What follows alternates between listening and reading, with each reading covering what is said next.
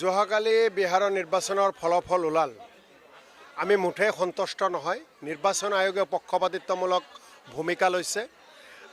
Counting হলত vote counting হলত এটা সময়ত মহাজোঁট বন্ধনৰ প্ৰাৰ্থীসকলক কৈছিল আপুনি জয়লাভ কৰিছে, কিন্তু যেতিয়া উইনিং চাৰ্টিফিকেটটো দিব লাগে বিজেপিৰ পক্ষত বা নীতিশ কুমাৰৰ পক্ষত দি দিছে। এনেকুৱাভাৱে বিহাৰত বহুত গণ্ডগোল হৈছে। 119জন মহাজোঁট বন্ধনৰ বিধায়ক নিৰ্বাচিত হৈছিল, কিন্তু তাতে তেওঁলোকে 9জন বিধায়কৰ ক্ষেত্ৰত এইবোৰ কৰিছে, তেওঁলোকক হৰুৱাই দিছে। গতিকে কেন্দ্ৰত তেওঁলোকৰ চৰকাৰ, ৰাজ্যত তেওঁলোকৰ চৰকাৰ, তেওঁলোকে বাহুবল প্ৰয়োগ কৰি, ধনবল প্ৰয়োগ কৰি অফিচাৰসকলক ধমকি দিয়ে কামবোৰ কৰিছে। গণতন্ত্ৰৰ কাৰণে শুভ লক্ষণ নহয়। দ্বিতীয় কথাটো হ'ল যে বিহাৰত যিয়েই নহওক, বিহাৰৰ জনতা মহাজোঁট বন্ধনৰ পক্ষত আছিল, RJDৰ পক্ষত আছিল, কংগ্ৰেছৰ পক্ষত আছিল, CPI CPMৰ পক্ষত আছিল। গতিকে আমি বিহাৰৰ জনতাই বিজেপিৰ বিৰুদ্ধে ৰায় দিছে, বিহাৰৰ জনতাই নৰেন্দ্ৰ মোদীৰ বিৰুদ্ধে ৰায় দিছে।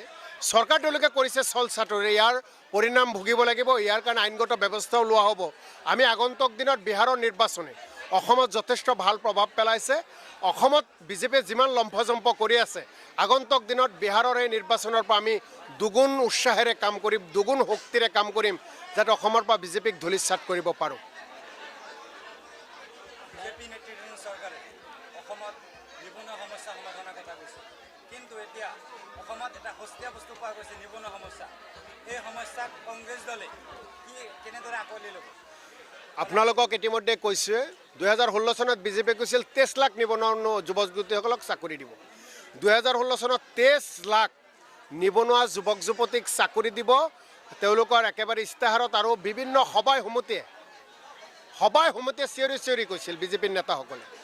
কিন্তু আজি কিমান লাখক দিব পাৰিলে কোনো হিচাপ তেওঁলোকে দিব নোৱাৰে।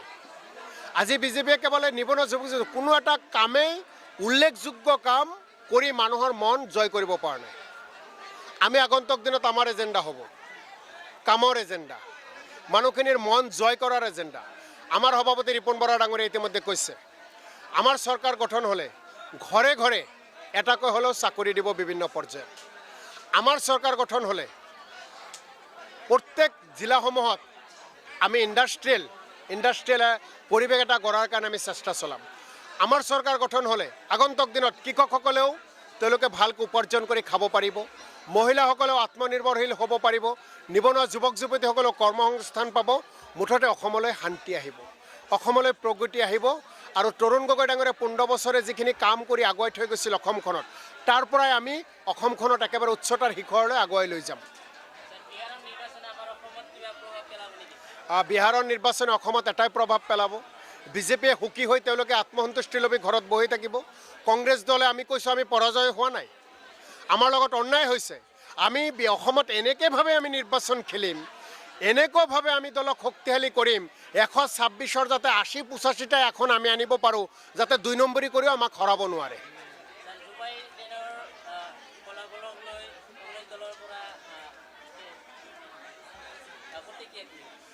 আমেৰিকাৰ ৰাষ্ট্ৰপতি নিৰ্বাচনত আমি যথেষ্টখিনি সুখী যে এজন ধৰ্ম নিৰপেক্ষ ব্যক্তি নিৰ্বাচিত হৈছে। আমেৰিকা পৃথিৱীৰ ভিতৰত সকলোতকৈ শক্তিশালী ৰাষ্ট্ৰ।